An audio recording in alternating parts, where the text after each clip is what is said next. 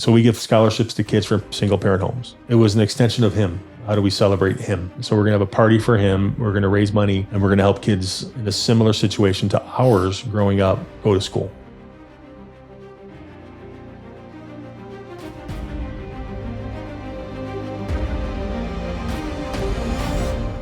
I'm getting through my to-do list with you, and I wanted to share a philosophy with you that's one of my personal philosophies, that you and your brothers were part of this core belief for me. And that is the strongest bond between people are not parent and child, but brothers. When blood brothers are in alignment, that to me is the strongest bond between people. And I learned that with you guys. I learned that with Timmy Calcagno and his brothers, C-Cal. It just when the males are in alignment, the brothers, it's super powerful. What do you think of the theory, first of all? You're probably correct. So I'm the youngest of the three. So I just in the hierarchy, yeah. I mean, I did whatever they were doing, right? So I wore whatever they wore 2 years before. I think it might be generationally different now. I don't know that kids growing up today, like, so you have 3 boys, right? So boys that are 8 to 10 and 12 right now are preoccupied with this stuff, right? That it's instead of doing things with their brothers, they're doing things with maybe people they don't know. I'm not saying that's a bad thing. You know, some game they're playing or whatever. The opportunities to interact with your brothers today are far less. They're still there, but they're muted because of electronics. Fair enough. But I would say that. But that's it. My statement is an if statement. I should have clarified that. When brothers are in alignment, as opposed to any other combination of people, that alignment is the strongest bond. It's not. You are correct, but that's not innate, INNATE, with every set of brothers. True. And then I can prove it with you guys because you and Michael are still doing things in your brother's name. Yep. So that bond is still there. Yep. Yeah. No doubt. And, I mean.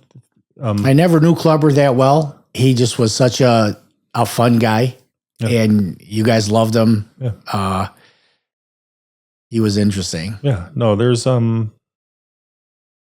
Burkholder loved him. Brett loved him. TKL loved him. I mean, there's stories. If you want to go into Clubber right now, that's fine. Just a little. Let's pay him a little tribute. We're talking about, when I was growing, until I physically developed, I was stronger than most kids, but there's nothing I could do to keep him from doing whatever he wanted to do to me. He would, throw me around, right? Like I was a child. I'm not saying this because he's my brother and he's no longer here.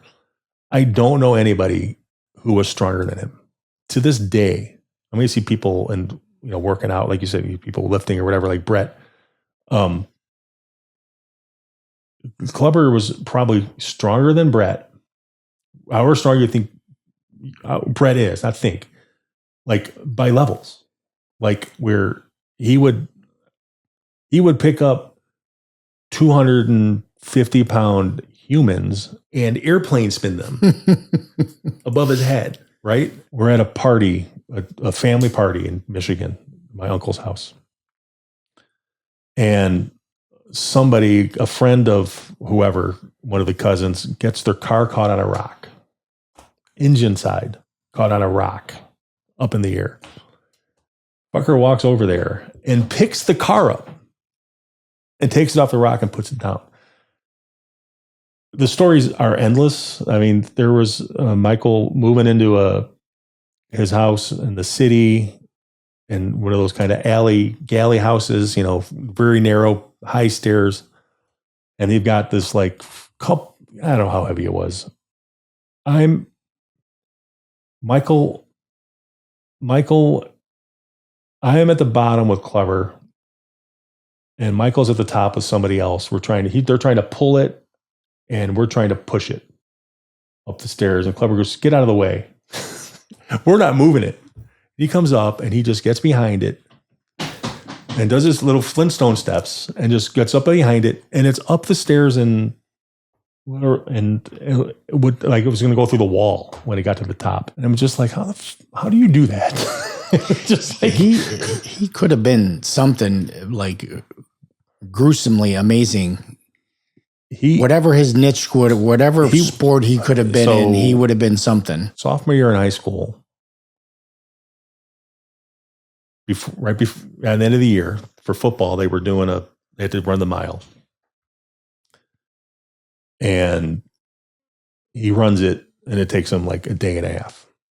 Not that long, but he finished laps behind everybody else, but he finished. And the head coach goes to my mom and goes, "You might have, something's wrong with his leg. He can barely run. He can barely walk." Take him into the hospital. So he had started to grow. So he's 16. And his, our hip and our femur meet in it's called the epiphysis. It's Greek, not Latin. And playing football sophomore year, his slipped and he grew 2 inches out. So he's a fucker, runs the mile, does whatever. Go to the hospital, take him to the doctors. I go, we have to go in, put rods in here, so on and so forth. He had a scar at 16. He had a scar from mid hip down to his femur, and not a hip replacement yet. But basically what he would have been great at would have been like a nose, what they wanted me to play as a freshman, nose tackle or a guard in football. But so he had relatively short legs compared to Michael and I. I didn't know this until after he died, how short his legs were, but which would have been perfect to be an interior lineman, and just how strong he was. And his hands were, I don't have small hands. I don't have gigantic hands, but each one of his fingers was 1 digit longer than mine. I remember that. And then, how wide he was, right? So there's a picture of the three of us at a party, Michael, Clever, Jimmy, and I. Clever is also Jimmy. And he gets up underneath us. So it's 500 pounds, 250 pounds, whatever each. And he picks us up and we're off. We're off. It's not like we're jumping into his arms. We're hoisted in the air by him, all on his own. Insane. Right. So one of those things that the what ifs, if he did not hurt his leg like that, what he could have done would have been so Bennett did not have a wrestling team. If they did, and his hip was not, whatever the heavyweight state champion was, he would have been it for 2 years straight. Nobody would have beat that. And whatever shot put or discus throw, he would have dominated that as well. Just the brute strength was just ridiculous. And if I remember correctly, he did kind of walk with a gimp, didn't he? So yeah, that one leg was always shorter than the other by 1.5 inches. So, and then when he had his hip replaced, they made it closer to the right length, but still wasn't right. So, yeah, I remember that his death hit everybody hard. Yeah, it was like complete shock, right? Like, wasn't he went in for back surgery? Back surgery, yeah. So he had tried trading. He was in the pit. Just not for everybody. Not for, like I said, anybody can trade. Not everybody can do it. He was too cerebral. He would think too much about it. And it's easy for me to say. I mean, I struggled for a long time, and not that we weren't fair to him and gave him a shot. It's just like, the market was not going to work. So we'll try him up on a screen. We'll trade whatever. Didn't work. And he decided that. So before that, he was a paramedic, and then an EMT, then a paramedic. So he worked for LaGrange Township, and then he was stepping out of an ambulance and it was wet. The fender was wet or whatever, and he slipped and landed on the hip that was bad, shattered it. He had to have a hip replacement. So I had that in 94. And then in probably 96, 97 is when he left the floor and he goes, I'm going to get a mixology degree. So he got a degree in mixology, was working at a bar downtown. I did not own it. It was called the Big Chill Bar and Grill. I did not own it. I did not invest in it. It was just a coincidence, complete coincidence, which he found funny. None of this is made up. When I say the things he could do, the things he could pick up and move, it was just like, it's impossible. He would pick up a full keg like you're picking up a wet gym bag, right? So there was a keg in the way that he thought needed to be tapped. So he went to go just pick it up, both hands or whatever, and it was empty. And it came flying up. And it was like, and he wasn't athletic. So it was like almost out of his hands. And he was trying to keep it. And he fell, landed goofy on his back. And he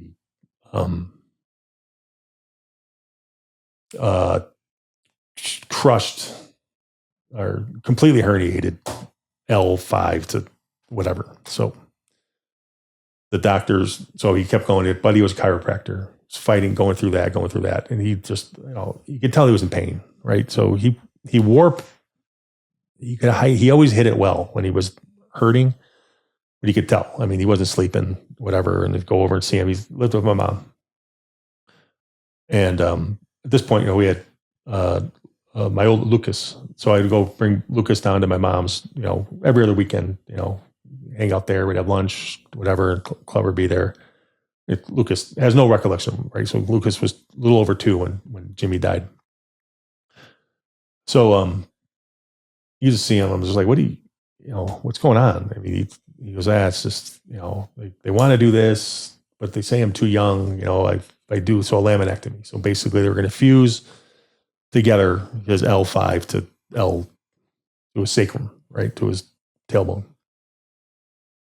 But if they do it, because, my size and whatever, it's not going to last, and I have to do it again. I'm like, well, what's the best? And he goes, well, they tell me until I can't sleep at all to put it off. So it goes a year where he wasn't sleeping at all.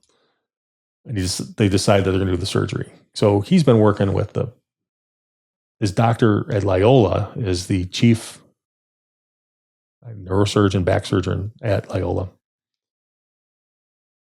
And they're talking and going back to when he was a EMT first and then a paramedic. He goes through that, aces every class. He was a horrible student, worse than I was. He never figured it out, right? So his grade school education was just as bad as mine. So, so paramedics teach EMTs, doctors teach paramedics, right? So there's more responsibility. And then the paramedics are like, why are you here? I mean, this is like remedial for you, the EMT classes, paramedic classes. Doctors are like, why aren't you in medical school? This is crazy. All of this stuff. How is this, like this strength stuff? How is this possible? He's like, I can never afford to go to school, blah, blah, blah.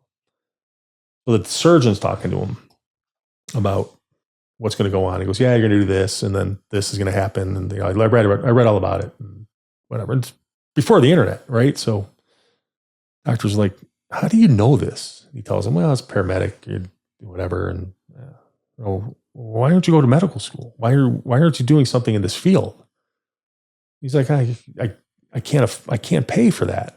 And so they're talking more and more and more, and then they're like, all right, well, the doctor's like, well, have the surgery. We'll get your back better. Do you have anybody who would help you pay for medical school? He goes, yeah, I could talk to my brothers. They might. And we would have, right? We would have figured out how to do it. And back then, medical school in 99 wasn't what it is now. It would have been whatever. So goes into surgery. He calls me in the office. It's President's Day weekend. So it's short Friday. So I'm up in the office getting ready to leave. And phone rings and it's him. He goes, yeah, I'm going to have surgery on Monday. I'm like, well, thanks for telling me. When did you figure this out? We just figured it out today. Okay. And I go, how long are you going to be in for? He goes, I'll call you when I'll have them call you when I go into recovery. I'm like, okay, what's the worst thing going to happen? So the last thing he said to me, I could die. And he hangs up the phone. And I'm like, don't fucking leave it like that. But keep calling him. He won't answer. So that Monday, so we go to, we're off. Beth is 7 months pregnant with Owen, the second one. So I take Lucas to the Y for swim lessons and whatever else and whatever. Bring him back. He takes a nap. I go back to Midtown, or Midtown's where I go now, to the Y, work out. Come back and ask Beth, anybody call? It's like 2. He went in for surgery at 8. So no, okay, whatever. So 3 o'clock, 4 o'clock, I'm like, you talk about brothers, right? So I'm like, something's wrong, right? So maybe they forgot. 5 o'clock, the phone rings, and it's Michael. And Beth, was talking to him real quick. She goes, I have to talk to Chris. I'm like, all right. So, and I'm like, what happened? What happened? He goes, he never came out of the surgery. He died on the table. I'm like, and I was just like, oh, all I can think about is the last thing he said to me. Wow. Right. And I'm like, and he goes, I'll pick you up. He lived 10 minutes from me at the time. So he goes, I'll pick you up in 10 minutes. We'll go down to Maz. We'll go down there, driving. And I'm just like,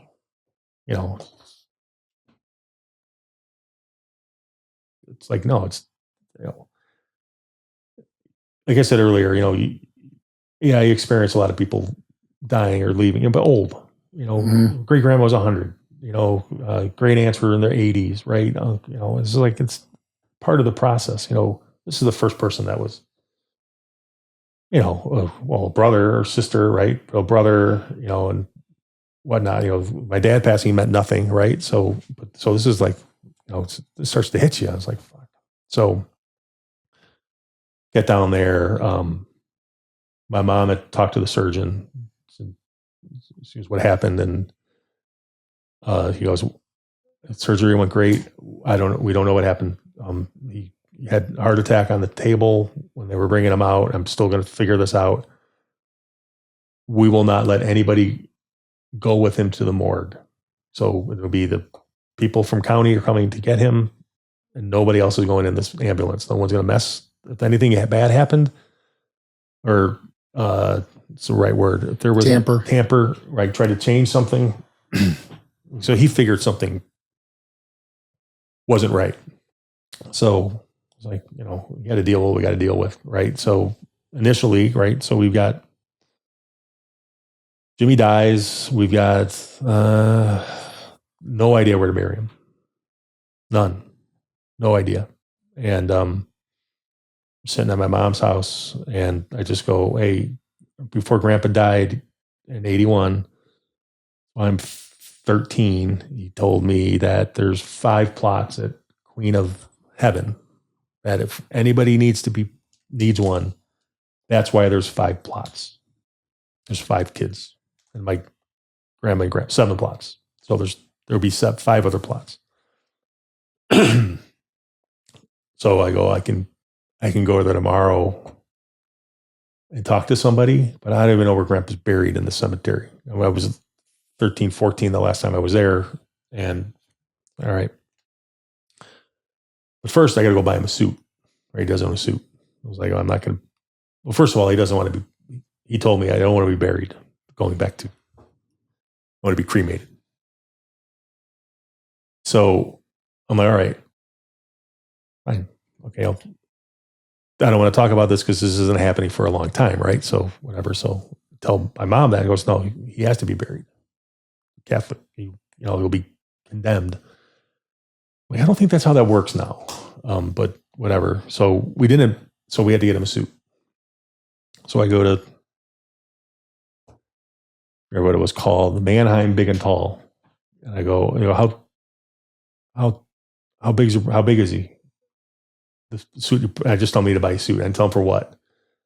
I go, well, he's let's say 6'4", 330 pounds. What's his inseam? I go, I have no idea. Not long. So, well, he's going to need like a 60 jacket and whatever the pants that come with that are the waist is whatever, and then the inseam is 40 inches. I go, he's being buried in this, and the guys are just like, I wasn't trying to be a dick to them. I was just like, it doesn't matter. Just I want the coat to fit, the pants to be able to be buttoned, and everything else. And so take care of that. I go, I don't even need it altered. I'm certain they're going to cut the back of this. Well, we can get you a suit that's, I go, I don't want to be here any longer. Just whatever it is, here's the money. Don't charge me whatever you want to charge me. Just what's the price and the tax? I don't want to be here anymore. It was only a couple minutes from Queen of Heaven, wherever I was at. So I go there, and it still hadn't registered what really I'm doing here. And I pull into, have you been to Queen of Heaven? Mm-hmm. A giant building when you pull in under the gate off of Wolf Road. And I stop, and I'm just like melting. And I'm like, oh my God, he's dead. Wow, that's when it hit you. Yeah, I'm here to bury him. And I don't know, Frank, I was there for 2 minutes or 20, just in a, not out of body experience, but just like, what am I doing? Right. So I go in, I park at the administration office and talking to this guy who's working at the desk. And I go, my brother passed away. My grandpa has 5 plots in here. And I'm telling the story, right? Like a story I just told you. And the kid's like, where is it? What's your grandpa's name? And I go, it's John Lang. And he pulls out this Harry Potter book. It's fucking biggest book I've ever seen in my life. And opens it, and it like opens up in sections and gets to the L's. And this guy looks out of the back, and he's looking at me. And I'm looking at him. I'm like, I know that guy. He comes up, a guy I went to college with. And he goes, Chris, what happened? What's wrong? And I go, my brother passed away, and I'm trying to, my grandpa, tell him the whole story. And he's like, he tells the guy, he goes, I'll take care of this. So he's looking through it. He finds the plots. So, then the sheet, the laying sheet. And he's reading it, and he's looking up at me. And he goes to me, who's Ray Lang? And I go, close my eyes, and I'm just like, what the fuck did he do? So this is my dad's brother who sued my mom in 1982. And won. He goes, well, first of all, who is, so my grandma and grandpa there's 7 plots. Technically there's 8, but one, there's a pine tree next to, and they can't bury anybody in there. And then who is whatever this other person's name is? And I'm like, I believe that's my uncle's father-in-law. Why? What's going on? He goes, well, there's a attachment to this plot that in whatever year it was, sometime in the 80s, he went there and told the cemetery that he was the only living blood heir to my grandpa. We had no fucking, who's going to tell us at this point, right? So I'm just like, I'm still like, I'm over. I understand why. My purpose now is my brother has to be buried in the wake's the next day or 2 days, and then the funeral's the next day, right? So I got to get him buried. What do I have to do? He goes, he has to come and sign off on this that he can be buried here. And if he doesn't, he goes, there's nothing we can do. I'm like, all right, is there a phone number attached that I can call this? And I'm like, I can't believe I have to call him. So, gives me the number, go in the car. call him. And I go, hey, this is, I think your nephew. I'm not sure because I just left the cemetery and apparently we're not related, but your other nephew, Jimmy, died last night. And your dad said we can bury your dad, who was my grandpa. I think I'm being a dick, right? I'm fucking hot. That if we need to bury anybody, that they're welcome in this plot. But apparently we're not. Either we're not related or we're not welcome. He goes, oh, I want to explain to you what, listen, all you're going to explain to me right now is that you're going to be here in the next 2 hours to sign off that Jimmy can be buried here on, it's February 16th, February 18th, something like that, 2 days later. And he goes, no, I have to go to Oak Park. I want to explain why my father-in-law is buried in the plot. And I'm like, that's a discussion for another day. I don't need to hear anything about this other than that my brother is going to be buried there next to his grandpa. And you have to tell me this is going to happen. He goes, I'm going to whatever town that way at noon. All right. So I told Dave, the kid I went to college with, I go, here's my number. If he's not here by 12:30, I need to be called. And I'll stop doing whatever. So he calls me. He goes, hey, he came, he signed off on it. Okay. All right, what do I do now? He goes, funeral home takes care of the rest. Don't worry about anything else. They'll contact us. Here's the plot. Everything's good. So everything went great after that. So, went back home, told everybody this. My mom's just like, it'll never end. Right. As long as this fucking guy's alive, right. He's going to find some other way to absolutely whatever. So I'm just, Michael's like, my sisters are, they're pissed. Right. And it's just like, all right, we have this taken care of. Well, we know where he's going to be, even though he wanted to be cremated, throwing that out there still, is this still possible? So we ended up, we go to the funeral home to meet with the director and how the next day is going to work. And he goes, we don't normally do this, but unless we see something that's completely out of sorts, we have to bring it up. And we're like, yeah, well, okay, what? He goes, well, he went into the surgery 330 pounds. He came out 400. So something really went wrong that they pumped him with, he won't look like he's 400 pounds because when they process everything, embalm him and everything else, all that fluid will come out. But we took 60 pounds, 5 gallons of fluid out of him. It was all saline and whatever else. So you might want to have this looked at. So,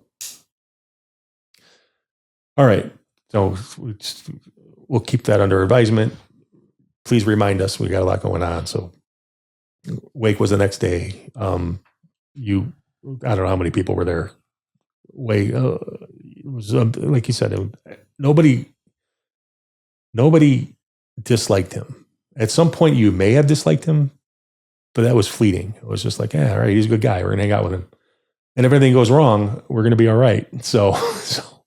But he had so many different groups of friends that I didn't know about, right? And it's just like, I know that like John Newhouse would have him up for dinner at his estate and on the lake in Lake Forest. And where were you last night? He goes, I was at Newhouse is having dinner. I'm like, wait, what?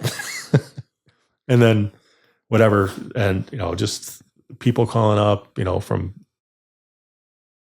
overseas. Oh, so this is girls, Irish girls. We just heard about Seamus. I'm like, who the fuck is Seamus? Your brother, Seamus. So he was telling people they had different, and my name's Seamus. That was his name with apparently the Irish girls. We go through the wake, that'll process, bury him the next day. I don't think I ever told you this. You said something to my mom at the wake. I did? Yeah. So you said that, this goes back to, I didn't have it written down, when you said the bond between brothers. You said to my mom, she goes, I don't have any siblings. I don't have any brothers. But if I did, I want my brothers to be like your sons. I don't remember saying that, but that made her feel like, not that Michael and I were fine, right? But she always wondered about Jimmy, and hearing that as a You're serious I said that, because Yes. that is something I would say, but I don't remember saying that. Who's the guy who works in your pit named Frank? And it wasn't going to be Frankie Catazone, and it wasn't going to be Frank Taddeo, because Frankie Catazone, I'm sure, came to the wake. Frank Taddeo, I did not know.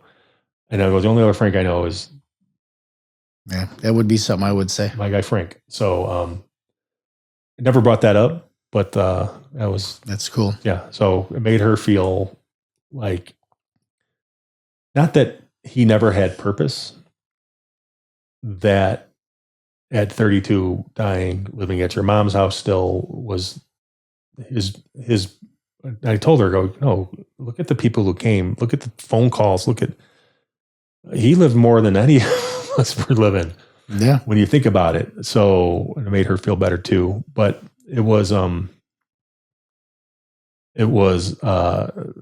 whole experience from having to reopen a wound from 16 years prior with the uncle to, burying him and whatnot, and giving his eulogy, which was, I did it, and it was like, I had no idea I was going to get through it, let alone, start it, let alone finish it. When we started talking about him, it's like, what are we going to do? So everybody from the floor who came to the wake left an envelope. It was like a Sopranos episode, right? And I'm like, well, what are we going to do with this? We can. So someone goes, well, he was an organ donor. We can give it to organ donors. This is like, what if he could have gone to school? What if he had money to go and, what if the old man didn't leave? What if, going back to what ifs, why don't we start a scholarship foundation? Let's see what happens with it. We'll put this money to start it, and we'll have a golf outing. So, so this was February 18th, June, whatever, last weekend of June of 1999, we had our first outing at Maple Meadows. And 27 outings later, we had our 26 years later, 27 outings. We had our 27th at the end of this past June. And, so we give scholarships to kids from single parent homes. And when we started doing it, it was, and it still is, but it was an extension of him. How do we celebrate him? Right. So we're going to have a party for him. We're going to raise money, and we're going to help kids in a similar situation to ours growing up go to school. And you were at many of them, right? And it was fun, and it was something that I hope that he looks down upon. And is like, at first he was probably pissed. It's like, what are you doing? I don't golf to begin with, and you're going to do this now. But I think that what I'm able, so I'll talk to all the kids. We've given over $1 million in the 25 years. People may say, well, that's not a whole lot of money, but we don't charge a lot of money to come. We charged 26 years ago, we charged $225 a golfer. We still charge $225 a golfer. You've been to outings that are 5 times that ours is as good as, maybe if not better. That's me saying that. But that's not why we're doing it. It's the opportunity to celebrate him. People who couldn't afford to go to that outing, it would cost that much. I would never charge that anyways. Everybody's involved, right? So my friends, whatever. So these would be all people from the floor. And I could have charged whatever those first 5 years, 6 years. People would have paid it, right? But his friends could never have come to the outing. And that was the whole thing. It was like, well, it's not just the people from the floor. It's the people he knew in these other pockets that we had no idea about. They would come to dinner, they would come wherever. So that's how we decided to do it that way. But also it gives a chance. So my sister's kids knew Jimmy. They knew him. They were old. They were, James, my oldest nephew, was 20 when Jimmy passed. And the next one was 13. And then Eddie was 13. And then my niece was probably 10ish, something like that. Michael's oldest daughter would have on ours. So the boy, our kids, probably has some vague memories in, but she was born in 93. So six, so probably remembers them. And then Peyton, maybe a little bit, but my kids, none of them knew it. And Mike, and it gives an opportunity for me to talk to them about, tell some stories here and there. And then they could talk to people who knew him at the outing and whatnot. And that's good. It's all, I'd like to say cathartic for me that they can learn about him from people other than me or Michael. But what I don't enjoy this part, but when I talk to a kid who's getting a scholarship, we've given, like I said, we have a list on a website of the people that I've actually written down. We've given 1-year scholarships. We've given half a year. This kid needs $500 to do this. Oh, fine. Here, he's going to school. That's fine. But I'll talk to these kids and I'll tell them, I go, depending what the situation is and whatnot, I go, we both lost something. You've lost a parent, whether it's abandonment, which I've done both, right? I've lost a brother and I had a dad who just left. So I don't pull any punches when I talk to the kids. I go, but I would trade anything right now to not give you the scholarship in his name, and that he could be here. And if we were doing this for kids from single parent homes on our own, not because he passed, that would mean more to me than anything because he's still here. Mm-hmm. And it would mean more to you because the trade-off is your parent is still here. And whatever amount of money we can give you is hollow compared to what you've lost. Whether we give you $1,500 a year which is what we do, or we give, if we could pay for your entire tuition, it doesn't replace what you lost. And I go, I'm selfish when I say this to you guys, that to the kid, I'm like, I would do anything, almost anything, to not have to give you this check because your parent would still be here and my brother would still be here. That would be the perfect situation. But I could still give you a check for a different reason. Or a kid from a single parent home, right? And they all agree. When we left the floor, not everything was great for everybody, right? So there's a family of 3 boys. She wouldn't care if I said their name. That they've all received a scholarship because, we're not talking in secret here or anything, but the guy passed away young and, maybe not enough saved and they were going to need help. I was like, why do we do this if we can't help out people we worked with that really need help now? And people would they may look at that jadedly, not jadedly, but what the right word is, with disdain that, well, he had that and now he doesn't. That's irrelevant. It's our choice. Yeah, it is irrelevant. But they needed help. The Mulcrones and Paulie's cousin. And let me just pause you back. The Mulcrones are another one where the bond between brothers is the strongest bond. No doubt. So No doubt. I forgot to mention them. I wrote them down and I didn't bring them up. Yeah. No doubt. And I don't think the Paulies are that way too. Federicis. Yes. Yeah. Yes. Their cousin passed away. He was a hockey player, played for the Wolves. He had cancer, cancer of the appendix. And when he was going through treatment, they were like 4, the kids were 4, 2, and like 6 months old. And they had a reaction to the chemo. Well, and his wife was taking the kids to preschool. And the dad, he's like, just leave. I didn't know him. Leave Chase home, the baby. I'll take care of him. Well, he had a reaction, came out, a heart attack. He died while she was taking the kid to preschool, came back. He was on the floor. So Pete or Pat asked, or standing, or tell us about it. You know, it's just like, it's horrible, right? You know, and back in my mind is how can we help someone like that? And Pete goes, is there anything you guys, could you start something? I was like, well, yeah, well, we could start giving them a scholarship now. Right. So and for us, it was always, if we were given a scholarship early before a kid, they're not the only family who we've done it for. You know, one of the parents dies and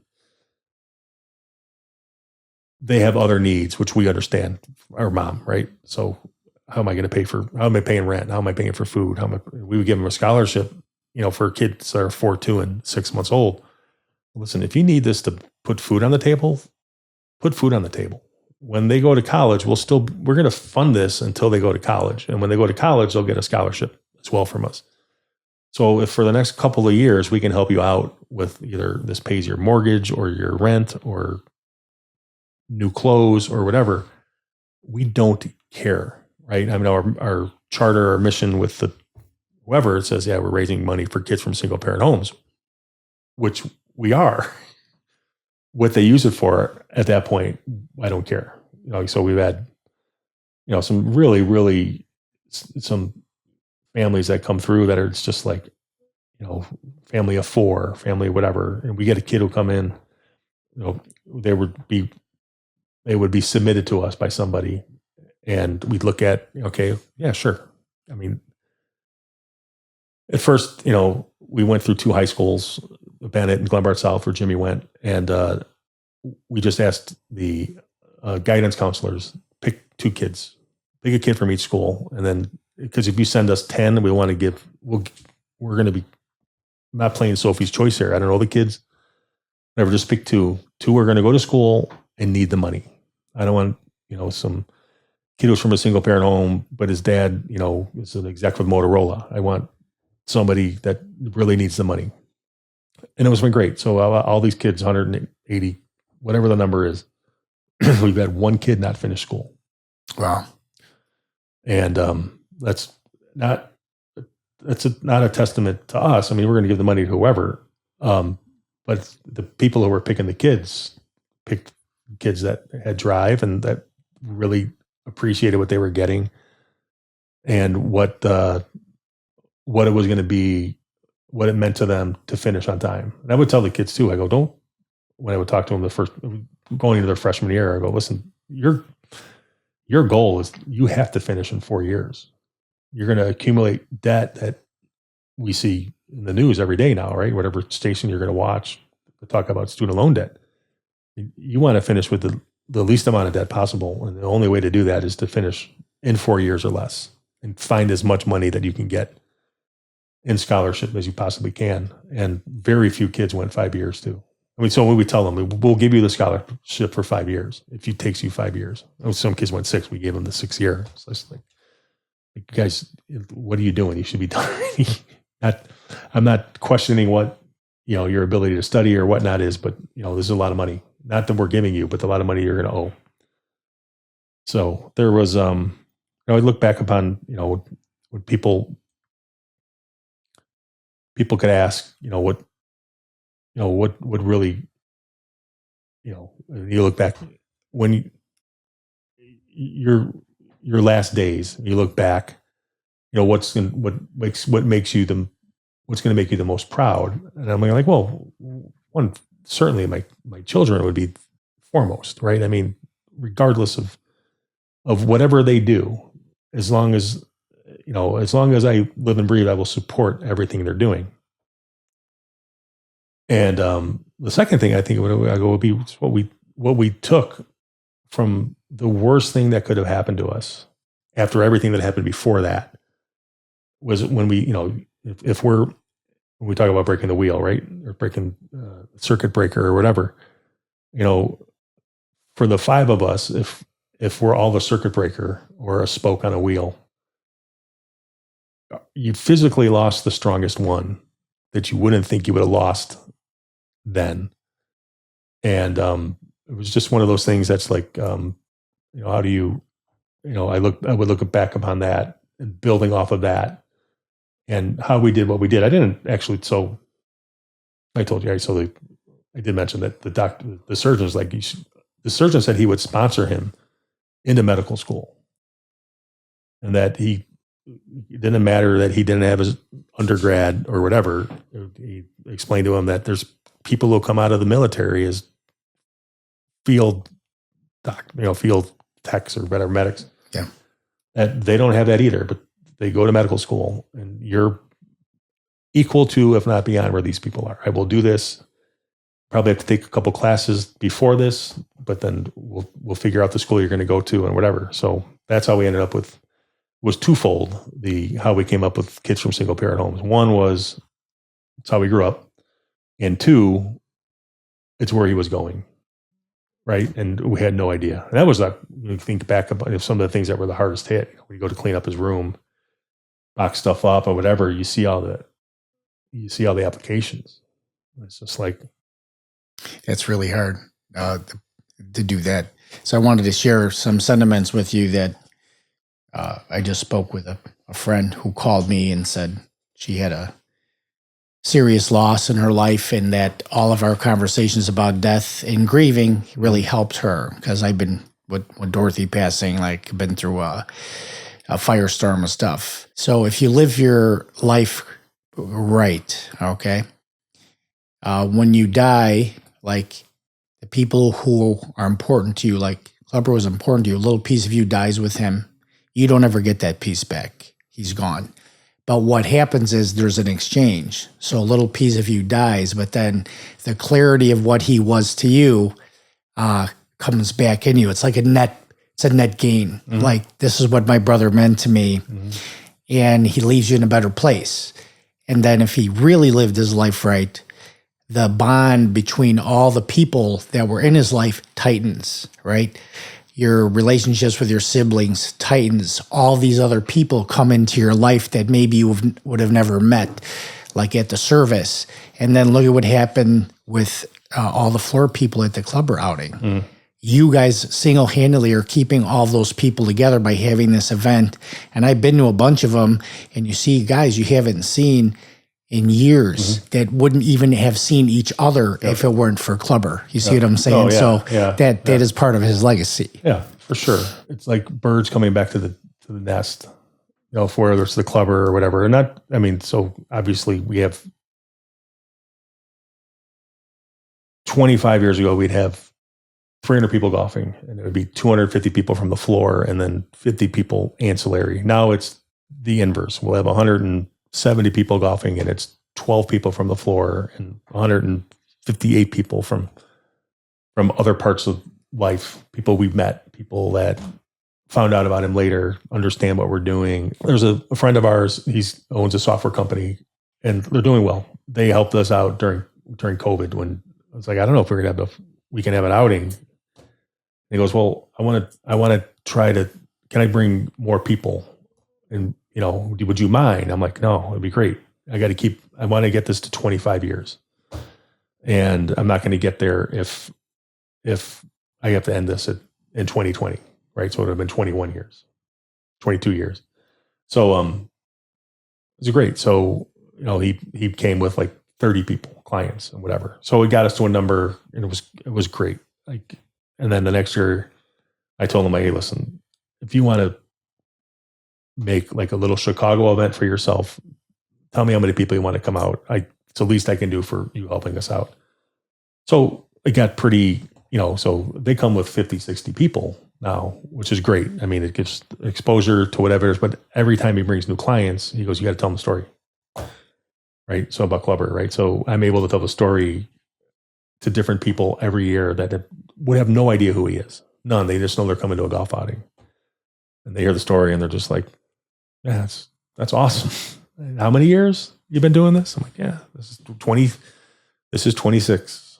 There's 27, 28, right? So people ask how many more years, and I'm like, yeah. It's difficult to stop it when you get 100 and 50 people coming to golf. But eventually it has to stop. And so the goal right now is it's always been since 25, it's been year to year. And we'll do 28th will be next year, but I'd like to get to 30. And then I can reasonably say that'll be it. And I'll tell everybody, this is it. So if you're still here and you were here at year one, we're going to open up everything. Every room at this country club open, and we'll get everybody in there we possibly can. And it's not about making money at this point. It's just about getting everybody together for one last time. And I'll try to get his buddies back. I'll try to get everybody possible. And, we'll just do what we're going to do, right? We'll just have, charge whatever. People will golf. That's parts, we only have so many people golf. But if we got a couple hundred people to roll through that have been part of this for, at some point tangentially for 25, 26, 27 years. I came to this in 2002. I came to this in 2010. I've always meant to come back. It's what it's all about. Everybody came back, like you said, bringing everything back together, right? So, people will say every year we should get everybody together from the pit. I'm like, they're like, where are we gonna do it? I go, hey, I'm not asking you guys for anything other than I can tell you that you can come to the clubber and just pay whatever you're gonna pay. I'm not asking you for a donation, but if it's $50 for dinner, you're paying $50 for dinner. I'm not charging you whatever we charge people just for dinner, whatever the upcharge is that we make a little bit of money on for the foundation. I've offered that every year. And people are, it's never happened. Never happened. But it is out there. It's been offered. I'm glad we got around to that. I wanted to talk about Clubber and memorialize him too, because he would be sitting in his chair somewhere along the line if he were still here. Yeah. Before we finish, talk about your family and your kids. Tell me a little bit about them. Give them a little shout out. I will be happy to. So, Lucas, so my wife is Beth. You were at our wedding. So shortest guy there, but that's okay. I don't know. It was Bob DeAngelis was there. Yeah, I don't know. You guys Bobby D. You guys are close. Our oldest is Lucas. He's 28. He lives in Nashville. He is he works for Milwaukee Tool. He is just got promoted to safety equipment in the Southeast for like all the unions. So he goes to union shops and sells branded Milwaukee safety equipment. I will also say that before he got that, this was a big move, right? So, but before that, when he moved to Nashville, he was in Fort Wayne. When he moved to Nashville, he took over Kentucky and Tennessee, and they gave him more pieces here and there, parts of the Carolinas and whatnot. So when he was there, he was the salesman of the year for retail stores. So very proud. He was the youngest person to ever get that. Nice. So he's doing well. He's been dating a girl, Annie, for a couple of years now. So they're very happy together whenever, so don't get down there. He'll say, I don't go down there at all. He comes up, we see him here. But very, very, we wish we saw them more, but as I tell any kid who's graduating, who's from here, if you don't have to live here, don't. So it's hard, but it's with you. Right. It's hard, but you're far better off. I told them when you go to Nashville, you're getting a 4% raise because you don't have to pay state tax. But he's doing well. He graduated. He went to Iowa, got his degree in entrepreneurial or enterprise marketing. And so it's marketing, so sales and whatnot. So he's in a good place now. He's ahead of AI. So he'll be telling AI what to do if this actually goes down this way. So he's 6 years there now. Second is Owen. He's 26. He works for Fulcrum, the software company that I was telling you about. Right now, he's they call him, a client success. So He goes and finds with another kid. They go and find companies, law firms that need the software that Fulcrum sells, and they start the process, and then other people come in and close it. But the idea is for these two to end up finding, curating, and then doing the sales thing all on their own. But they both have started 3 months ago. But he lives at home with us. He was downtown for a couple of years, and then he lived. His girlfriend's family has a house in Economowoc in Wisconsin. Yeah, so he goes back and forth up there. But now because he works in this office is off in the States, he's home. But he's doing well. So he went to Marquette, graduated 4 years ago. And then our third is Jason.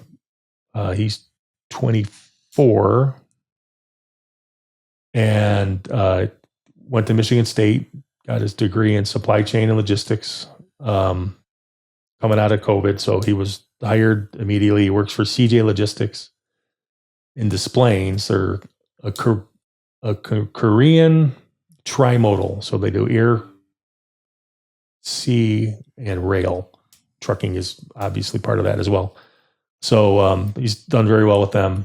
He's a couple times he's interviewed for a different position, and they're like, we can't move you because we can't replace you yet. So that's good. It's not what you want to hear. So I just want to make sure they pay you. Like Exactly. Yes. So he lives at home, but not that he doesn't want to live somewhere else, but living in the city and working in Des Plaines is not really it doesn't make any sense. So he's saving money. He's doing well. And then our youngest is Hannah. She just graduated from Marquette. She just turned 22 a couple of weeks ago. She has a degree in accounting from Marquette as well. So those three are at home, and it's a little tough at times. So I'm not going to lie. They'll go at each other. Jason doesn't care. He was here. He's been home the longest after school, so he does what he does. But until next week, there's two people fighting over one car. So you can imagine, right? One being a girl, and my only daughter, she wins a lot, so that doesn't resonate well. Well, it sounds like all your kids are smarty pants, and I don't know Beth that well, but I know where they got that from. Oh, yeah, definitely wasn't you. Definitely not my side. Yeah, that's I am one of those things. People say we outkick our coverage or whatever else with whoever we marry. We had something with other parents from a particular class of one of the 4 kids, and they'll be asking me about what was high school and college like for you. I go, it was horrible. What do you mean? I go, it was horrible. If I could skip one part of my life, it would be high school. And then they're like, what do you mean? I go, I had no confidence. They're like, come on, you? And I'm like, yeah, I didn't, none whatsoever. And they're like, you're making this up. Like, no, this is a fact. I am not making this up. The 4 of them, when I see them interact, like in high school and now, in college and now on their own, it's just like, that's not for me. So maybe part of it is, but you always wonder, you worry, I still worry, right? Okay. Are they going to be okay? Are they going to be okay? Are they going to be okay? Right? They're all working. Okay. All great. 3 of them are fine. Hannah's just started, right? So it's, okay, get her through a year, get her, if anything happens to that company, she'll be hireable someplace else immediately. Get that year in, right? Do you think, draconian or the worst possible outcomes, right? Okay. How do we make sure they're in the right place, right? So I tell them, I was like, listen, we get you to here. You don't have to worry about anything until here. Now, I'm not pushing you out of the nest. The nest is still here. You can stay here till whenever. You're sick of staying here, but you're making money now. You are on your own. You drive the second or third or fourth car. That's, one's a 2010 Buick something. I don't know what it even is. And then the other one's a 2014 Camry. I go, there's no car graduation presents. There's nothing. What you're graduating with is no debt. And embrace that. Yeah. And then live here as long as you think you need to, save money. But when you leave to live out, when you leave here, make sure you have at least a year's full of salary saved up. So as a fellow parent and a former husband, first of all, you guys did good. Yep. You did. It takes a lot to stay together. People don't realize that until they're in it. Marriage is hard work, and staying together is a kudos to you. And then your kids, you got them through. They're all adults now. It's the best you can do. Yep. Yeah, and they survived. Yep. They're well adjusted. Yep. They're smart. That's a success story. And you never stop worrying about them. Yep. I don't worry so much about. I have 3 sons, and they have their ups and downs and stuff like that. But between fathers and sons, especially, we're okay with them getting bumps and bruises. Yeah. I don't know what it is to have a daughter. You probably view her a little bit differently than the boys, right? Yeah. Well, I mean, she's probably a little rougher is not the right word. She has more of an edge than most 22-year-old girls have, just because she's dealt with 3 older brothers. Yeah. Right? I mean, I don't care how it is. It's one older brother, younger sister, 2, whatever the number is. If you're the youngest and you're a girl, you're going to, even if you're a boy, you're like, so put in my shoes. I saw Yes. I saw a lot of stuff before. You collect more data. Correct. Being the youngest, because you got all these people you're watching. Correct. Right. Correct. Yeah. She's going to be something, though, because I believe that the male influence of her brothers will give her an edge. You see what I'm saying? Yeah, no, I agree with that. Yeah. So yeah, no, it's funny. So when she's very good with the subtle jab, the kind of under the breath, let's loud call enough it, for somebody to hear it. Yeah, we'll call it a ball bust, and that she got from you. No, no doubt, no doubt. But it's funny. I just started laughing, and they're like, "Were you gonna let her say that?" And I was like, "Yeah." Again, I have 3 of you and 1 of her, so yeah, she's gonna get away with that. Owen's girlfriend, who they've been going out since college, so 4 years. So Maddie, her name is Maddie. She lives up in Oconomowoc. So but they're all good. I have to mention that because I mentioned Annie, so I have to mention both. Yeah. And then the other 2 are not attached, but it's I've been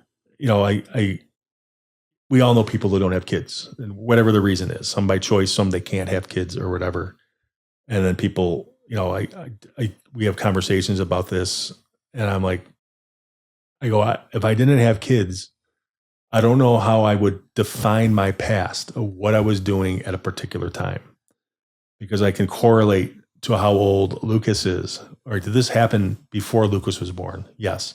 All right, so it happened at least 29 years ago. Did this happen before or after Owen was right? And then I tried to put myself in like, well, what if I didn't have that? How would I relate to something that happened in 1995 other than, all right, OJ or whatever, right? I mean, the Bulls, Jordan, right? I mean, I'm going to forget that stuff, but you don't forget what important thing happened in what particular year with your kids. Right. Right. So benchmarks. Yeah. Benchmarks. And this is not a slight at anybody who doesn't have kids, not at all. But I just, we talk about it, I'm just like, I wouldn't know how to put myself back into time of where I was or what I was doing if I didn't have that, like you said, benchmark or whatever. But, it is, we have what we have. And whether you have 1 kid, 5 kids, whatever the number is, we're lucky to have any of them. And, we talk about, they're all healthy, right? Yours are the same.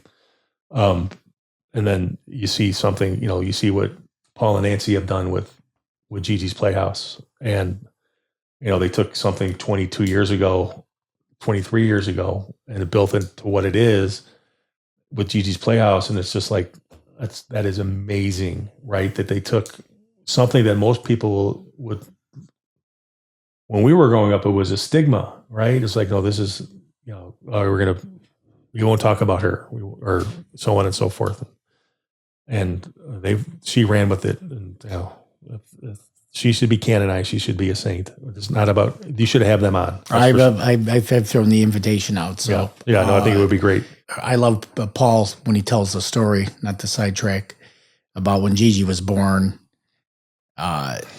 This is a time for celebration, right? Yeah. And that's what they do with the parents of children with Down syndrome. Yeah. This is a beautiful thing. So one of my oldest nephew, one of their friends, has a daughter. She's probably 2 now, who has Down syndrome. And I saw a couple of weeks old that you knew, right? And I'm just like, you have got to go now. Don't wait till she's older. You have to go to Gigi's Playhouse now. Have you heard of it? A little bit. I go, just go to the one in Hoffman, find Nancy, tell them you know me.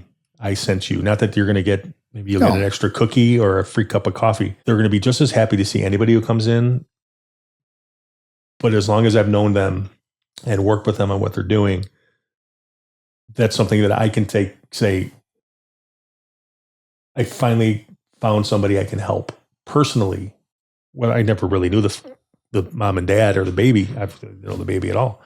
It's just like, listen, I've been helping them for years. Now I can send someone to them that they can help. And it gives me more contact. That's more meaningful and deep, that I was able to help somebody. Not helping them run a golf outing, not helping them, do whatever they're doing. But I put a baby in a position that Gigi wasn't in the position of 23 years ago. And where this baby is going to be when she's 4 or 5 is going to be 5 or 6 years ahead where Gigi was. But Gigi was the alpha, right? I mean, she was not the alpha. She was it. She was the test. It was worse. You got to work with her, starting with her. So, but anyways, you need to get them on Gigi's Playhouse. Yep. Gigi's Playhouse. Find them. It's fantastic. What else, my friend? Let's try and wrap it up here. What else did you want to cover? I covered all my stuff. I wanted to finish with Clubber and your kids and Beth. She's she's very big in the fine dining world. She wouldn't say fine dining, but I have enjoyed some of your posts because you'll go to exquisite places and take pictures. So she loves it. And she will travel. She'll go places. So there's a place in Copenhagen called Noma. And for years, it was the #1 restaurant in the world. I would never eat there. I mean, and she understands this. And I mean, there's things I will eat and there's things I won't try to eat. And I won't even fake it. And a couple things. I have no desire to go to Copenhagen. Just nothing about it. Really, I just figure it's going to be cold and damp or snowy the entire time. And I don't like being cold, damp, or snowed on. So those 3 things are not. But I don't know how many times she's gone to this restaurant. It's more than 2, right? So if it's more than 5, I don't know. But she has a girl she travels with, and they'll get the reservation at a particular restaurant that's hard, and that becomes a launch point. So they're going to go to Copenhagen. They're going to Noma in Copenhagen, but they'll build 2 or 3 other countries of places they want to go eat because they're there. And they'll take a train, they'll fly to whatever. I would say that her favorite place to go, and the pictures, if they're overseas, would be Spain. We wanted a trip there 3 years ago, where we spent a week in San Sebastian. So the northwest corner of the country, which is their food mecca. So all the tapas and everything originates from up there. It was fantastic. And then we spent a week in Cadiz, which is the southwest corner of the country. It's where they make sherry. So it's very dry. It's like Scottsdale, or it's like Cabo, kind of, on the water. But you're 20 miles from Africa at the same time. It's pretty weird. but it was a great trip. I mean, but it's like when you talk to people say, I went to Italy and I ate so much food, whatever. And I lost weight because we walked everywhere and whatever, but the food is different. It's a whole nother topic of conversation. And, it's just one of those things that, we're there, we walked pretty much everywhere, ate all the time. And, you never felt like, oh my God, I'm going to die. But she'll go, Chicago, obviously Chicago, there's a restaurant here that's new. She's often, she's going to go and I don't go to all of them anymore, which is good by me. And then, she'll go to New York. She'll go to LA. She went to DC a couple times. There's some places there. It's, she's not shy to go to try different areas, different places. If a restaurant opens up and somebody say, hey, we should go try this place, they'll go. But if it's new in the city, she'll, a lot of times, she'll show up and, oh, we wish we knew you were coming. Right. So they're starting to freak out. She doesn't blog or anything, but she has a pretty deep following of people in the food industry. And, they want to make sure that if they know that she's coming in, they will do different things. I can tell you stories. One of my favorite stories is she went to Alinea with 5 other women. You've heard of Alinea, right? So it's an Ackett's restaurant. I haven't. I'm not a fine diner. It's a top 5 restaurant in the world, but it's in Chicago. It was like December, so they had a truffle supplement, right? So it's a shitload of money for they shave truffle onto whatever. So there's 5-6 people at the table, and the guy the truffle guy comes up and he starts. First person he talks to is Beth. I saw you study. I saw you were here. And he talks to the first person, next person, and he's talking to Beth, a little more.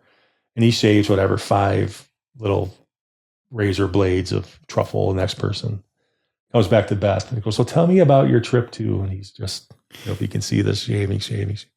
This one lady goes, how come she gets all those truffles and I don't? And he goes, when you've dined as many times at the Alinea Group as Mrs. Lang has, you'll get the same treatment. Nice. Puts the thing back in, closes it, walks away. I go, I wish I was there. That's hilarious. I wish I was there to have seen that. But it was just it was a drop the mic moment for the guy with the truffle shaver. Yeah. Truffle shaver. Her 25th birthday, I took her to Umbria, which was in the I've been there. Belmont. Yeah. And I had no idea. I mean, Fridays was stepping up for me at that point. And it was the best meal I ever had in my life. And so we had been dating for a couple months and then kept going to different places. This place would open in the city. We go there. And then when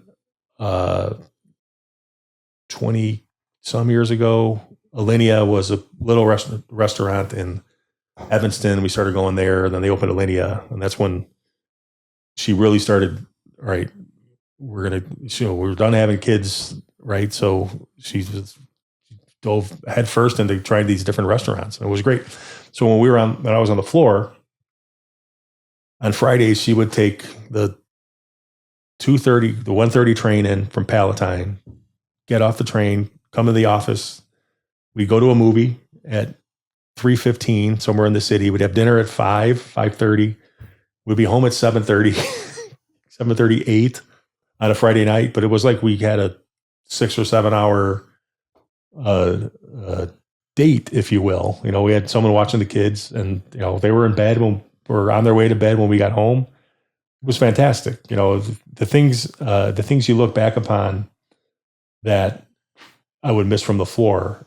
It's not really. It's just something that we would do, right? It was so it wasn't every Friday. It was every other Friday, right? It was something that was. She picked the restaurants, the whole thing. There are places I'll go to that she knows I'll like, and it's the places that she knows you're not gonna. This isn't going to be good for you. I'm like, fine, save me a couple $100, fine with me. Bring someone else. Yeah, it's all good. Awesome. Yeah, so she's good. We have a 6-year-old golden and a 11-week-old golden. So the 11-week-old is, as you know, with having a dog before, it's trying, right? So Yep. trying in both ways. We're trying to have an 11-week-old puppy, and it's, you have to try really hard to have an 11-week-old puppy. Yeah.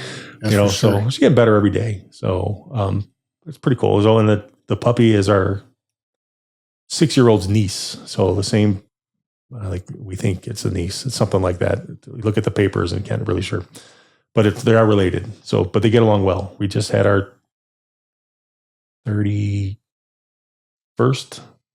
right? Yeah, 31st anniversary last week. Nice. So, yeah. Great accomplishment, my friend. Yeah.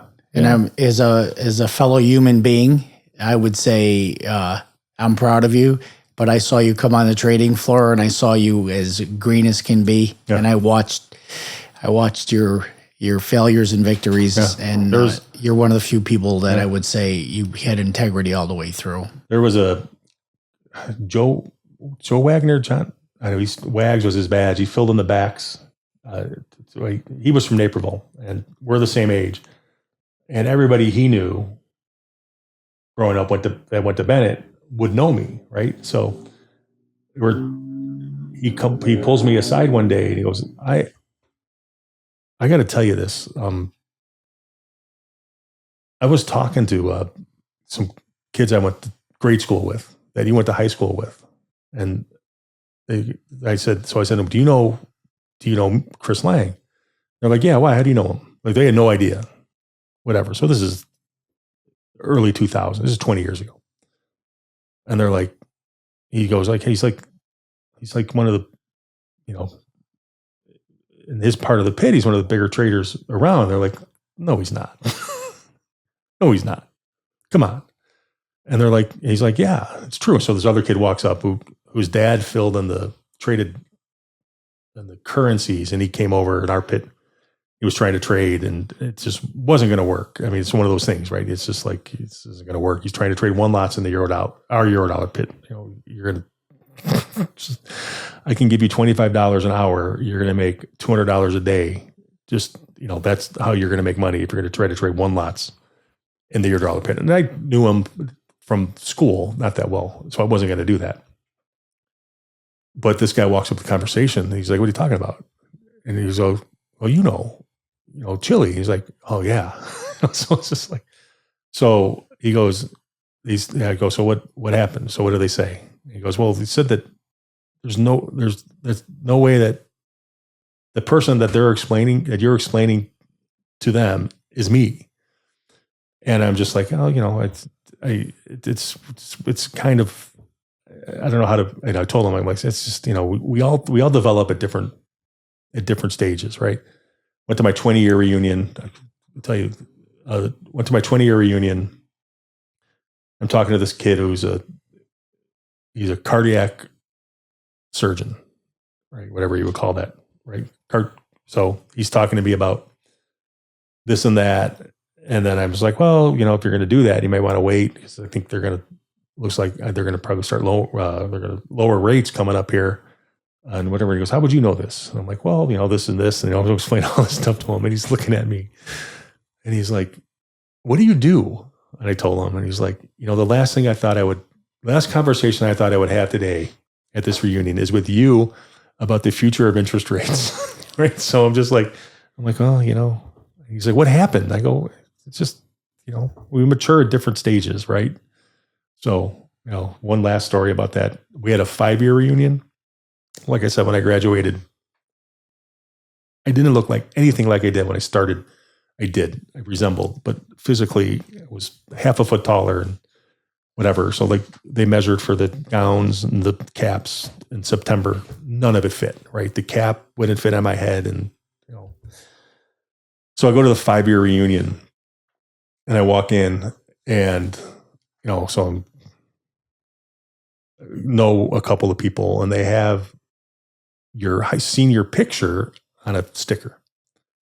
I go put it on. So it's from September, right? So I'm wearing my brother's suit. I'm like the kid in Big, Tom Hanks, the suits, you can see the collar's too big, and looking at that picture, and they're looking, I'm just like, you're not him. I'm like, yes, I am. You think I've just come to reunions and put other people's name tags? Reunion crasher. Yeah. And they're like, that's not you. And then so a couple kids went to Benedictine with me. They come up, they're talking to me. I go talk to somebody else, and the people all go back over. They're like, well, who is that? And I go, it's Chris. Like, no, it can't be. No, you're married to, he's married. So I come, but you married this girl and he's tall. And we heard he's tall. So you have to be married to this girl, Patty. And I'm like, I don't know who you're talking about. No, I'm not. I go, here's my license. So it's just like, this is me. Right. So the whole thing, it was just funny, just building upon, that other story. It's just like, when you started about, you saw me walking in, that was pretty much the same time that I started trading. It was about a year, 6 months or so after. I don't think it changed the person. I think it changed how I was competitively when I figured out what to do when Brett hit me in the 200 lot, right? I don't think I was any different. I don't think I was any different when I was trading 20 as a person outside of the pit, trying to make enough money to make my seat lease and whatever else in 91 and 92, 91 and 92, to trying to explain to people, what is your goal every day in the pit when I was trading, whatever anybody wanted to do with me. And I would tell them, I want to make 100 ticks a day. And I go, it's impossible. How can you make only 100 ticks? I go, you asked me what I wanted to do every day. My goal every day is to make 100 ticks. Yes, I agree with you. It's impossible. I'm either going to make levels more or less than that, right? And it's not always more, right? It's, and when it's less, it's not good. But that's the goal. But really for me, it's just when I leave here, I know that if I made 100 ticks, I'm left with more money than I started with. And that if I walked across the street and got hit by a bus, that my family would be taken care of.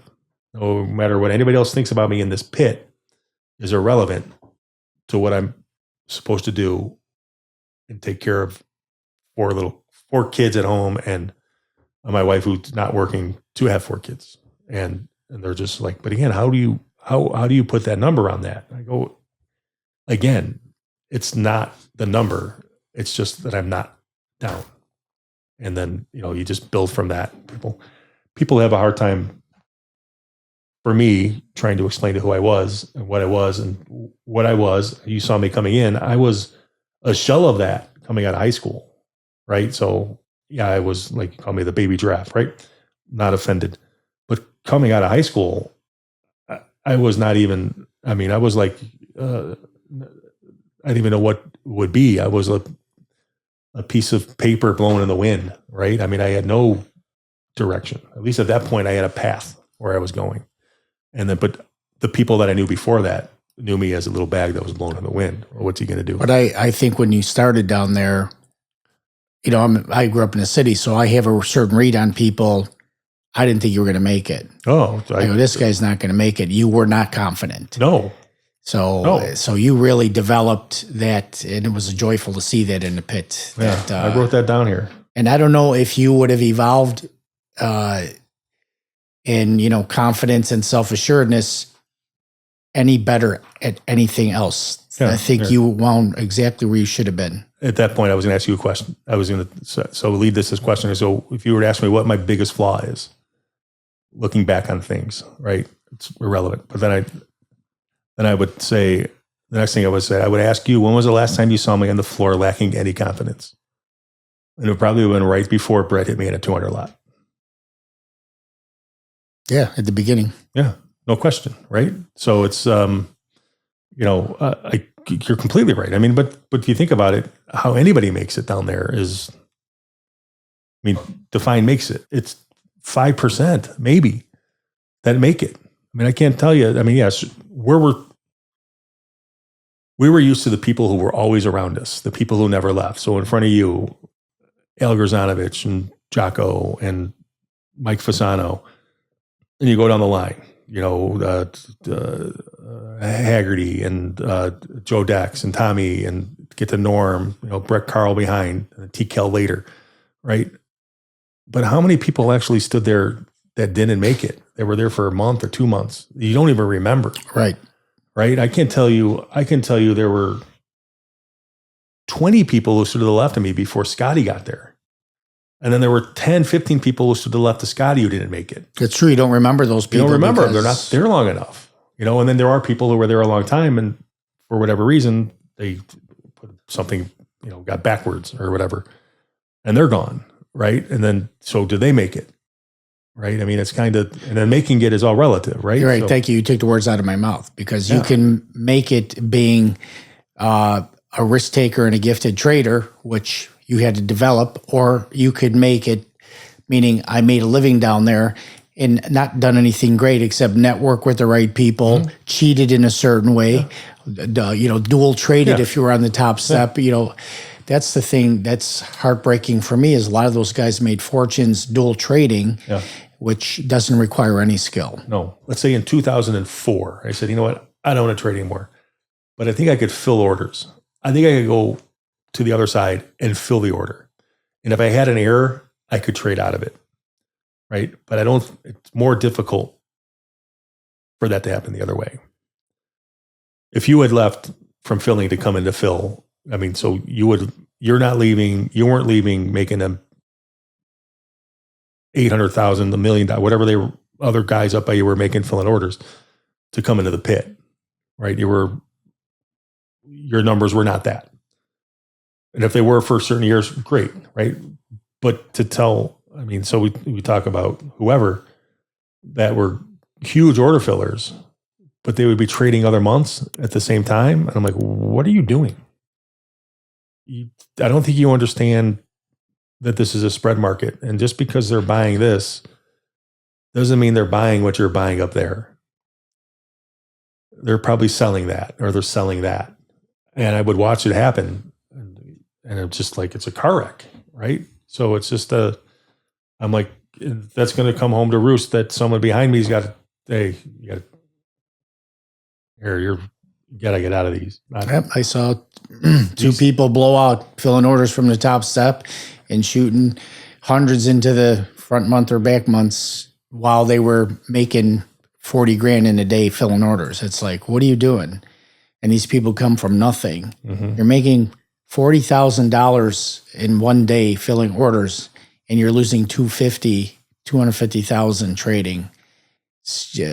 That's forgetting where you came from. My good friend Peter Fasano, I could talk about him. He came on here and he talked about it. Mm-hmm. That guy was making, in a good month, he'd make $500,000 filling orders. Yep. But yet he's got an 1,800 lot position on trading. For what? How much money do you have to make before you feel like, hey, I'm doing pretty good in the world? Yeah. You know what I mean? No, I always took I always stood behind my stance when someone would have a bad trade on or whatever, and they come and ask me about it. I'm like, listen, I would not have that on even today. They're long, whatever, some stock, and it's going the wrong way. Like, what would you do with this? I go, listen, I don't want to, that's not what I do. And they go, well, what would you do? And I'm like, well, one, I wouldn't have that trade on. One, but two, I'm not here to shit on your trade either. I mean, you put this on for a reason. You tell me why you're long this stock, or you're bought whatever. You're in this. And then if you can't answer me immediately, you just have to get out, because the reason you got in is so far away that it's broken, right? So you just think about I tell them, think about, when you ask me this question, think about this. And, and I've been not always right on that. Sometimes, tell me, probably just get out of it, buy something else, right? And do whatever, but, I would tell, I don't know how many guys I know that are long Bitcoin, and Peter's one of them. And I'm like, I could never own it. Just could never own it. And they're like, why? I'm like, well, because what I traded for 20 years in a pit, I knew who the other side was. I knew everything. I knew that I bought, if I sold Brett, whatever, 1,000, it's probably Goldman. If I sold John Miller, whatever, it's JP Morgan, right? I know the other side is there. I go, eventually something's going to happen with this, and it's not going to be good. And whether that's in 8 years when quantum comes along or whatever, I just certainly hope that most of the people I know that are long this and they're up a lot of money, at least take some of that off the table. Yeah. But when I talk to when I talk to, I'm not using the pejorative them. I'm just when I talk to them plurally. I ask them, I'm like, all right, when are you gonna get out? He goes, well, the dollar's not gonna be worth anything. I go, then why do you own? If that's the case, what's the worst? So you're gonna have 20 million in Bitcoin, but the dollar is worth nothing. It's like you're going to have the same amount of Bitcoin you did before, in theory, right? So I implore them to just take some money out. If you want to put it under your mattress, put under your mattress. But you should be prepared for. Yeah, and this is not a bash to Bitcoin. This is trade smartly. Yeah. Right. It doesn't have any value until it's in your hand. Right. So people will tell me, I'm up this on this position in the floor. I'm up 400 ticks on this position. They have a spread on. I go, no, you're not. What do you mean? I go, you're not out. You can go, let's say they're a spreader and they've got 10 ticks into a 40 lot. So they're up 10 grand. And they're leaning on that whoever Euro spreaders, they've been bidding on this one spread for whatever, and they've been going up with them. So they've been long for the 10 ticks they're up. What happens when someone comes in and says sold, and then we don't move and the front leg breaks 10 ticks? You're not up 10 grand. You're probably going to lose money on it because you think it's going to go back up to where it was. And they're like, what do you mean? I'm like, I'm just telling you, why don't you sell 20 of these right now? Take 5 grand, cover your expenses for the next month. And if it goes 10 more ticks, you're up 10 grand again, whatever. And they're like, no, I can make 20 if I keep the whole thing on. I'm like, yeah, you could. That's why trading is hard, where our brains don't work that way. Is greed, ego, and fear. And I've talked about this before. We hate to be wrong. Yeah. Human beings hate to be wrong. So when you put a good trade on and it goes in your favor, you want to get out to prove you were right.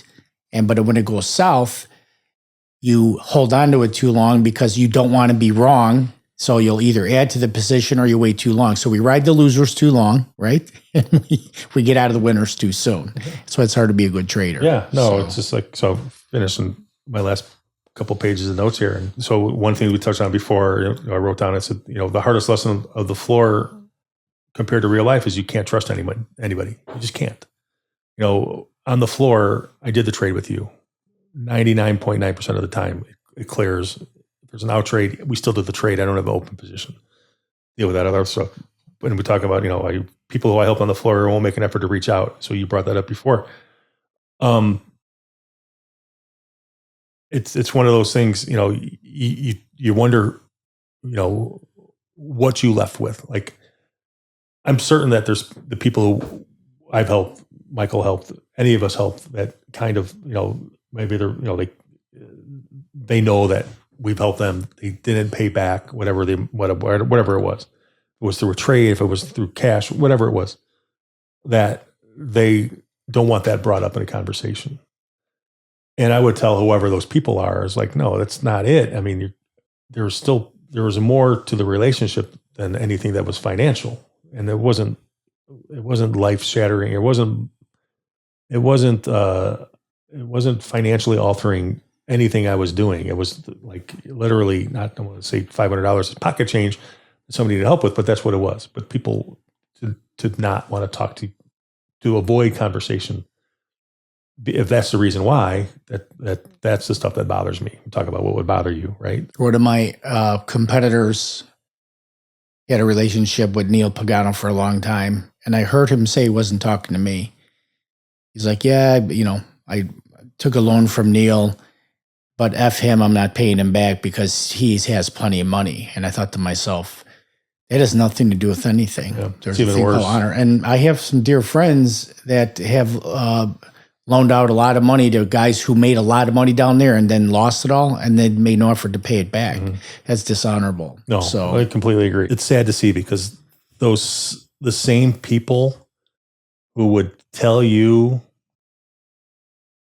that, no, your word is your bond. That's what we learned down there. Are the people who aren't paying those people their money back or even trying to, and it's not like, again, I know the numbers I know some of the people you're talking about, and then the numbers are not small, but it's just like, wouldn't you feel better if you just talk to the guy and say, hey, I can pay you $500 a month. I'm getting back to where I need to be. That person would be like, that's fantastic. Maybe they'll take it. Maybe they'll be just like, you know what? Why don't you just, when you get it all, right? Or, when you get $2,000 every quarter, send me $2,000. Don't send me $500. And maybe try to teach that person some fiscal responsibility of not having the $500 sitting someplace and just spending it. It's one of the stains of the legacy of the floor that has happened, and that the people who have done that to people rely on that credo of, our word is our bond. Is it really? Right. It is when it helps you. Is it now? The answer is no. It's one of those things that it's never going to change. The people who did it, the people who owe people stuff, they know who they are, and they can do. The only thing they could do that's right is they could try, reach out and talk and whatever, but they're just not. It's so far gone now for a lot of them and the people that they owe. Well, Neil's no longer here, right? I mean, if Kathy hears this, she's like, well, who owes him money? I mean, I promise you, Kathy Pagano could really use whatever money that whoever said, fuck him, I'm not paying him back. And that's the stuff that's like, at some point you've got to do the right thing and just tell her, hey, listen, I did, hopefully this person hears this. And I borrowed X amount of dollars from Neil. This is what I'm going to do. I'm going to whatever. And then, she's going to be like, well, that's great. I really needed it 15 years ago. And whether your mindset when he passed was like, oh, good, he's dead, I don't have to pay him back now, which I don't know who the person is. But that's probably what they said. Oh, he's not here anymore. How was he going to get it from me? I didn't have a contract with him. He lent me the money, right? That's probably what happened. And that person, by the way, who I don't really stay in touch with too much. I do believe in karma. I do believe God designed, what you get out, what you put in. He's had a tumultuous life. Yeah. So it's no accident. No. And there's no way that even if he or she is listening to us, that he could pay it back anyways. Correct. Yeah. Exactly right. But I would think that none of us are getting any younger, that if you want to start to atone for things, maybe say, hey, I'm sorry this happened. And, and for the type of a 12-step thing is like, yeah, I should have done that. I should have paid him back. I did it. I can't. I just want, I'm sorry and whatever. But no, that'll never happen either. I mean, however that person has ruined their life, they've ruined it. And Kathy and her kids are adults now. It's not even a consideration. Well, my brother, you got anything else you want to cover? This kind of goes into it. I wrote down on the floor, there were a few people that I did not like, and they knew who they were. I think you know who one is for sure. They know who they are. I also recognize that many in the pit did not like me when I was trading, but I accept that as well. But the people who did not like me in the pit, it was because it was that parasitic relationship. They just wanted, as long as I was in there, they knew they could take a bite out of something I did not see. But I would also tell them today, like I told them then, I go, if I didn't turn the market, you wouldn't make a penny. And that's a fact. Or Marco didn't turn the market. You guys wouldn't make any money because you would not step out to create your own edge. I thought you were going to ask me a question of what defines, you did. You asked what defines me, basically, like family and whatever else. I would say that I would ask you what defines you, because nobody ever asks you questions. So I'm throwing one at you. What defines you now? I mean, that's up to the viewer, but what's important to me is legacy. Yeah. What am I going to leave behind now? Sure. I've already had a good full ride, and I'm not afraid of death, and I'm not facing death that I know of. But if I am, I hope I hold true to what I'm saying. Yeah. And it's what I want to leave behind.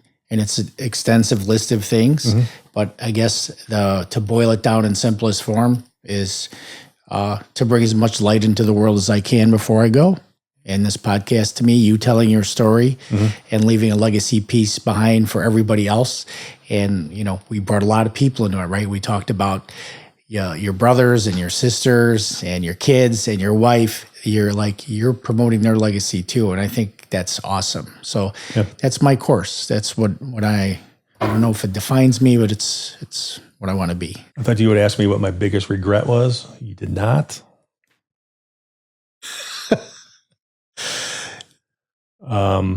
You should have sent me your questions in advance. Well, you should be a better letterman. We're supposed to be a better letterman. I mean, we're 5.5 hours in, and you didn't ask me that question. It's my last thing. All right. So let's finish with this question, Chris. What is your biggest regret? My biggest regret was when I talked to my uncle after Jimmy died about the funeral plot, that I did not take further action against that. And he died last year, and I was like, there's always time. But I wanted to, back in my mind, I was like, I'll get him when he's super weak, and then just hit him. And then I went to go see Jimmy at the cemetery, and he was in the plot next to him. I was like, fuck. So that was that. But I did talk to attorneys, but nobody would take the case. So that was part of the problem too. But you know what? Because it involved exhuming his father-in-law. Do you believe in karma or no? I do. He was a miserable person. Yeah. So karma doesn't necessarily catch up to you. It holds your hand all the way through. Oh, no question. I'm sure he was a miserable fuck his whole life. Yeah. And then I would say that the last time I talked to my uncle, my mom's brother, the other side of this, my dad's brother, complete cock. My mom's brother, like I said, rock star. Couldn't have been a better uncle. I tell his 9 kids every time I see him, I go, you have no idea what he meant to us and whatever. But the last words he said to me in person, his 65th wedding anniversary, was, so my mom had passed, and he came in and gave me a hug, and he said, he goes, whatever you do, keep your family together. Not my kids and my wife, but he could see issues. Like when you talked about, when you asked about how the Clubber Fund brings everything together, I told my uncle I would try, but it's truly the hardest thing I've ever. It's not hard. You talk about the hardest things you've ever tried to do is trying to keep people together who may not want to be kept together. So it's that's difficult. So it's that's sibling wise. So it's still try, but it's not the easiest thing to do. All that counts to me is it's part of your personal code to try and keep you and your siblings together, and all you can do is stay true to your code, right? Yep. That's all that counts in that. Yep. So. Yep. And we'll leave on a light note. You never tell the Tommy Heights moose story properly. Please do. So Tommy Heights, who was on podcast number maybe 1, I don't know what it was. Tommy Heights he's a little he was a little warped with the sense of humor years ago, and more so now. We're at Gold Gym across the street from the Merc, and he comes up to me. So just finished working out. We're going to get in the shower, and it's like 6:45, going for the open. And Tommy comes up to me, and he comes up and he says, "Hey, Chili, you're going to tell Marco that when I was in Alaska and we got hit by that moose, that the moose's antler castrated me." And I'm like, "What?" He goes, "Just do it and tell him I'm really sensitive about it." So I'm like, all right. So I'm like, where is this going to go? Right. So it could go anywhere with Tommy. So I'm like, hey, Marco, dude. So remember Tommy brought those pictures in when they hit the moose, he and his brother hit the moose in Alaska. Yeah. I go, well, he didn't come out of that unscathed. So what happened, part of the moose came through and it hit him, in his crotch, and it cut his dick off. And he's like, what? And he's like, he's really sensitive about it. So like, don't stare, whatever. If he's getting dressed, don't stare. So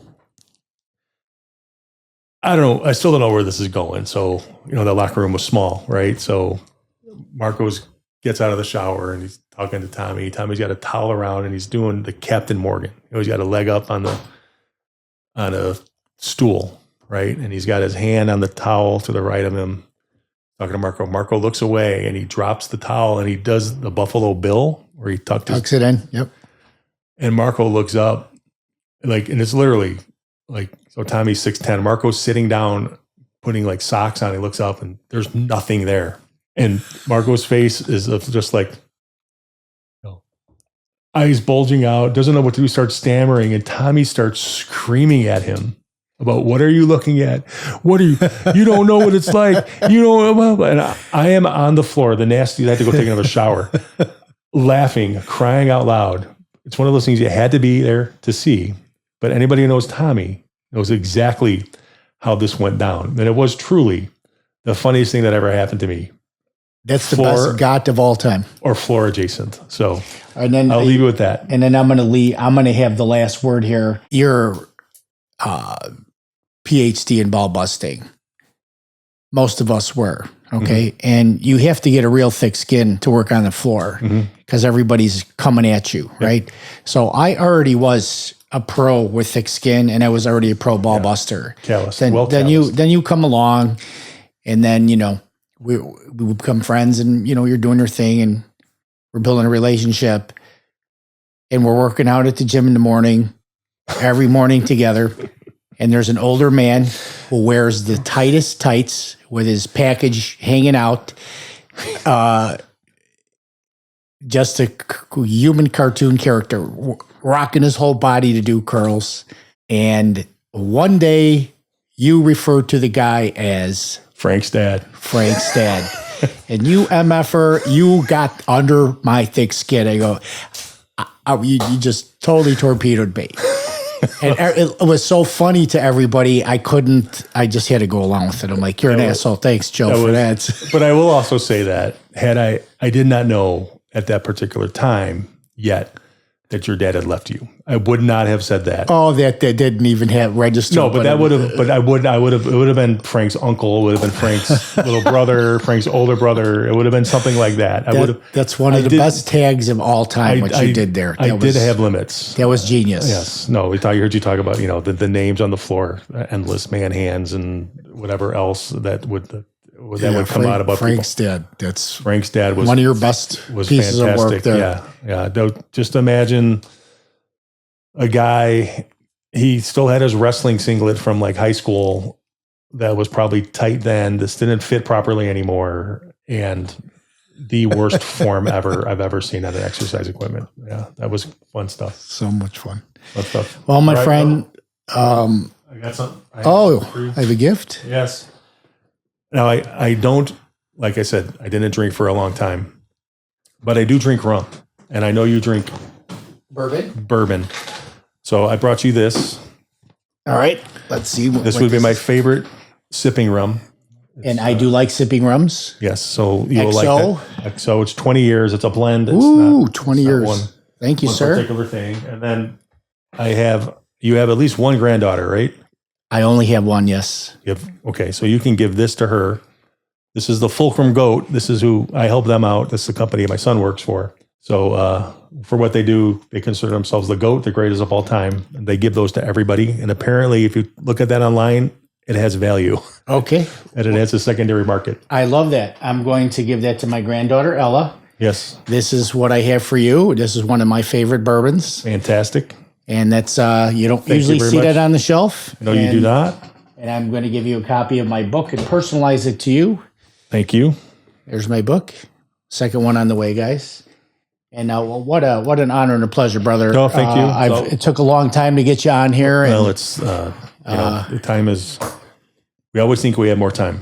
This is true. And I'll do it. I told you how many times. Yeah, let me figure it out. I would ask, you got to figure out how you can do it. You should do one with you on your side and like 5 people, me, Marco, Scotty, somebody else over here. And then figure out how we can get enough people in front of a camera to talk about what actually happened during the day on a trading floor. All right. Yeah. I have the capability to do that. Yeah. So But awesome. even if we do it remotely, right, we can still figure it out. But anyways, I think that would be a tutorial for people. Or what was it actually like down there? I can tell my side of a story, right, or how I think things were. But it's like, no, you forget. Yeah. But I told them. So I told them. They go, hey, I see you. You're mentioned to do about doing Frankie's show. I'm like, yeah, but I think we should do it all together. So I'm going to tell them I'll do it, but I'm going to lead into it that we need to do a group one, which I think could either be really bad. If it's really bad, it's never go on the air, or it's going to be fantastic. It'll be fantastic. Yeah, They talk about putting a bunch of ball busting power together in one room. Yes. It would be Yeah. big laughs. So No doubt. awesome. All right. Well, thank you. I had a great time. Yeah. Thank you for coming, my friend. Maybe this will lead to more podcasts. Hopefully it will. Yeah. Thank you for your time. Thank you for the gifts. No problem. We'll see you guys at our next podcast. Thank you, everybody, for joining us. And remember, there is a warrior inside us all. Take care, everybody.